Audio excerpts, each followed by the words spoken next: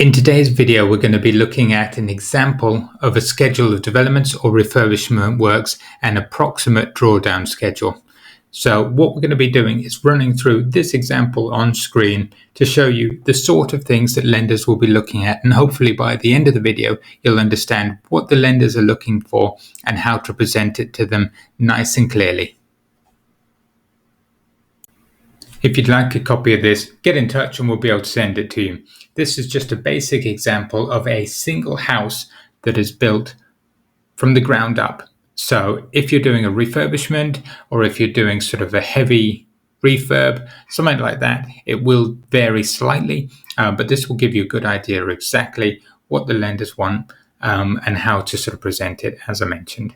So what we'll do is outline every single point on here so you understand what these categories are actually showing and representing, so that when you come to building your own, you can do it nice and easily.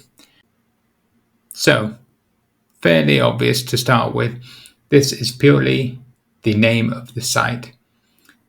Then the borrower's name, i.e. your name. So if you're doing a limited company or in your own name, you put that here. Then we've got the works and heads of expenditure. So what this is actually all of the costs and the items that you're going to be doing. So these are broken down in roughly here. There are various different things, and there may be some things missing on your build. Let's say piling and that kind of thing if you need it, depending on. So everybody's build will vary slightly, but this is a good outline. So examples of things are site preparation and footings. So that's clearing the site, getting it ready so that you can start putting in the foundations, and then obviously putting in those foundations and footings. Then you've got the damp and timber works. Obviously this includes skips as well, because that is, a cost, and you've got to make sure you add in as many costs as you can. Obviously these are, as you'll see, they're all round numbers, so it isn't exactly to the penny. But most of the time, if you can round it up slightly, that will give you a better idea, and then creates actual wiggle room in your cash flow if you've rounded up rather than rounded down. The next bit is the total cost for each of those areas. So what you'll see here is, for example, the site preparations and footings will cost 9,000, and that's what that is. So this 9,000 in this example will all be spent straight away. Then the timber and dam works, they weren't using any timber works, so it's all brick on this build. And then skips, 2,000, and this is broken down over time. So it's 700 a month to rent the skip.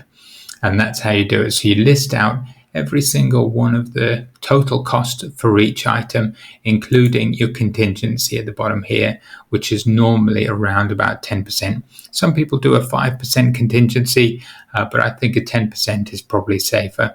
And judging from most of the builds we've worked on, that ends up being more accurate than the 5%. Then at the end, you've got the total budget, including the contingency. And that's the total amount that you do want to get secured if you can, because then it covers all eventualities for your lending. The next bit, which is in pink, is the actual breakdown per month that you're going to be doing and needing those drawdowns. So, like we said, for the site preparations and footings, that's £9,000. That is all done in month one. So that goes in month one column, which is D in here. So this whole column here is all month one. So you've got costs like the skips rental, the utility upgrade, so that's just in getting electricity to the site, electric first fix, they were quoted to 8,000 for the entire job, which comes later in other bits. Then you've also got the plastering, kitchens. These will be expended in the first month because the order will come through. Again, on your build, this could come month 2, month 3, month 4, or later. And then what you do is you estimate all the total costs that you're going to be spending in month 1, and that gets you down to your total here. And remember to include your 10% contingency. So this total cost for month 1 in this example would be 73,400. Then In month 2, they're anticipating spending 36,700 and then 53,200, and the very final month here 17,500, and that will bring us to a total of 180,800. Obviously your build will differ, and you may be taking up to 6, 7, 8 months to build the actual site, maybe even longer. So your development schedule will go out to here. Then what you want to do is make sure you've got the grand totals at the bottom here for each. So this is the 73,400 plus the 36 plus the 53 plus the 17,500 to get you. And you'll see at the bottom here, they accumulate over time until you've got no more drawdowns, and that number from here onwards doesn't increase as you build costs, despite the time increasing. Here is just another add up of the total cost, which is the same as the green figure. This is so that basically it's easy to actually see if you're moving further on this way what those costs are. And then finally the total balance, and this again just make sure adds up to all of the same, and the same as the total costs over here.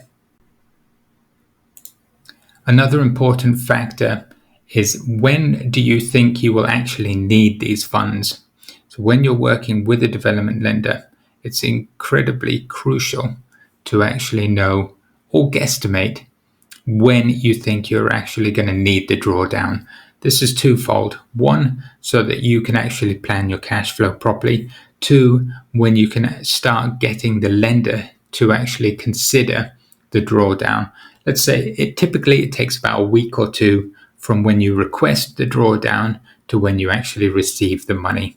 So if you know that you need the money in 2 weeks' time, you want to be requesting that cash today, because then you can guarantee it in there. What happens with most of the development drawdowns is they are funded in arrears. Some lenders will do it upfront if you already own the site outright with cash. So it's slightly different, but we'll work on the assumption that there is arrears, because that is the case with 90% of builds that we work on. You'll have the first drawdown requested after you've spent 73,000, and then you'll be able to request that money back from the funder. So here, the first release would be 73,400, and that's the total requirement done based on what you've spent in month 1. The next drawdown request in this example is 163,000. So as you can see, they didn't need the money in month 2 because they were still operating from the cash that they received back from month 1, which was 73,400. So they were able to go 2 months. So then their next drawdown was for both the 36,700 and the 53,200, which means their total requirement here on month 3 would have been 163,000. So that would include the 73,400 that they received before. So the total drawdown that they would get would be 89,900, which is the total of these two figures.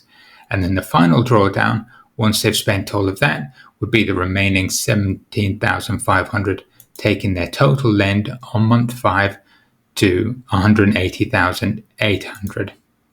So it's a fairly straightforward document, but it's crucial to get this right, because A, it will help you and the lender decide whether or not the actual cash flow forecast is manageable. Because if you're spending an awful lot at the start and that isn't adding a lot of value to the site, you'll have to just pay attention to the cash flow when you'll be able to request the drawdowns. And many of the lenders work on different sort of structures on how they actually will divvy up the money for you. So it is key, and we'll cover that in another video because it's a little too in depth for this. This is just purely a review of how to do a schedule of development appraisal or drawdown schedule. If you've got any questions, please do leave them in the comments below. Love to answer them. If you want to get in touch, do give us a call. Always available. And thank you for your time. Appreciate it. Good luck developing.